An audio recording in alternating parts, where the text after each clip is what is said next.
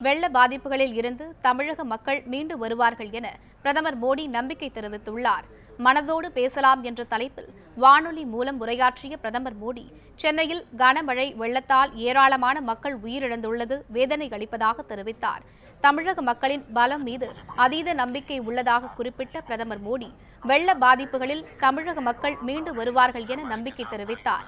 தமிழக அரசு துரித கதியில் மீட்பு மற்றும் நிவாரணப் பணிகளை மேற்கொண்டு வருகிறது என்றும், தமிழக அரசின் மீட்பு நிவாரணப் பணிகளுக்கு அனைத்து உதவிகளையும் மத்திய அரசு அளிக்கும் என்றும் அவர் கூறினார். பருவகால மாற்றத்தால் பயிர்கள் கருகுவது குறித்து விவசாயிகளுக்கு விழிப்புணர்வு ஏற்படுத்த பயிற்சி தேவை என குறிப்பிட்ட பிரதமர் மோடி, பேரிடர் மீட்புப் பணிகளில் சார்க் நாடுகள் ஒருங்கிணைந்து செயல்பட ஒத்திகை மேற்கொள்ள பரிந்துரைத்துள்ளதாகவும் தெரிவித்தார்.